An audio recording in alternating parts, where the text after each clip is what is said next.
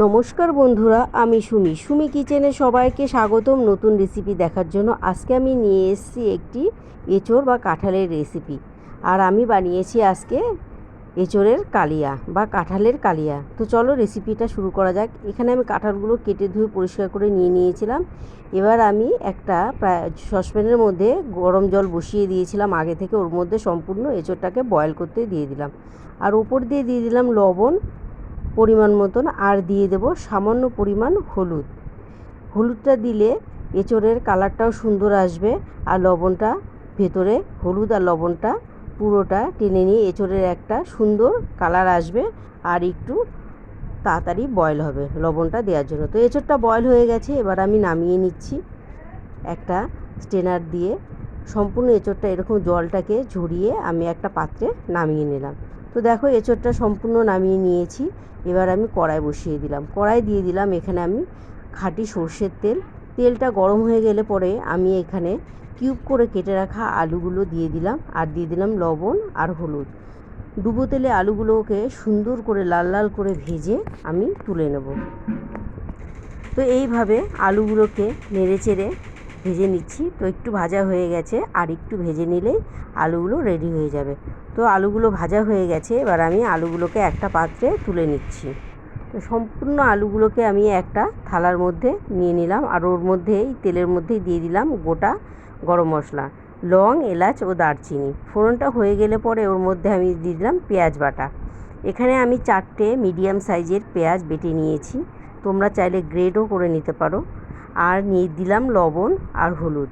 লবণ হলুদ দিয়ে পেঁয়াজটাকে একটু নেড়ে চেড়ে আমি ফ্রাই করে নেব। তো পেঁয়াজটাকে দেখো নেড়ে চেড়ে 5 মিনিট পরে আমি দিয়ে দেব এখানে রসুন বাটা। রসুন আমি এখানে 2টো বড় সাইজের রসুন পুরোটা বেটে নিয়ে নিয়েছি। আর একটু নেড়ে চেড়ে দিয়ে দিলাম আমি এখানে আদা বাটা। আদাও ঠিক সেম রসুনের মতন, আদাও 2 চামচ দিয়ে দিলাম। আর যেহেতু আমি এটা এঁচোড়ের কালিয়া করব, তার জন্য একটু মশলাটা একটু গ্রেভিটা বেশি হলে ভালো হয়। আর দিয়ে দিলাম আমি এখানে টমেটো বাটা। এখানে আমি 3টে মিডিয়াম সাইজের টমেটো বেটে নিয়েছি। টমেটো বাটা দিয়ে আর একটুখানি কষিয়ে নিয়ে দিয়ে দিলাম লঙ্কার গুঁড়ো, দিয়ে দিলাম জিরার গুঁড়ো, আর দিয়ে দেবো ধনিয়া গুঁড়ো। সম্পূর্ণ গুঁড়ো মশলা দিয়ে দিলাম। দিয়ে এবার আমি সম্পূর্ণ মশলাটাকে ভালো করে লো মিডিয়ামে রেখে এইভাবে নেড়েচেড়ে কষিয়ে নেব। যখন দেখব মশলা থেকে এক্সট্রা অয়েল ছেড়েছে, তখন বুঝবো মশলাটা কষানো হয়ে গেছে।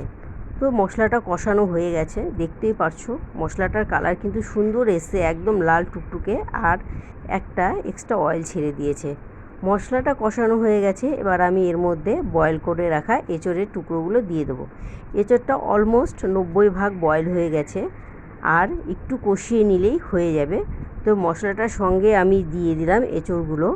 ভালো করে লো মিডিয়ামে রেখে এটাকে মিনিট 10 কষিয়ে নেব। তো এইভাবে কষানো চলবে মিনিট 10। আর দিয়ে দিলাম লবণ সামান্য। লবণটা আমার কাছে একটু কম লাগছিল, আমার পরিমাণ অনুযায়ী আমি লবণটা দিয়ে দিয়েছি। আর এখানে দিয়ে দিলাম জল কিন্তু বেশি দিলে চলবে না, যেহেতু এটা এঁচোড়ের কালিয়া করছি, তার জন্য আমার পরিমাণ অনুযায়ী জল দিয়ে দিলাম। আর ওপর দিয়ে দিয়ে দিলাম ভেজে রাখা আলুগুলো। এবার আমি মিনিট 5 ফুটিয়ে নেব। আর ওপর দিয়ে দিয়ে দিলাম সামান্য পরিমাণ চিনিটা দিলে কি হয়, এঁচোড়ের কালিয়ার টেস্টটা দ্বিগুণ হয়ে যাবে।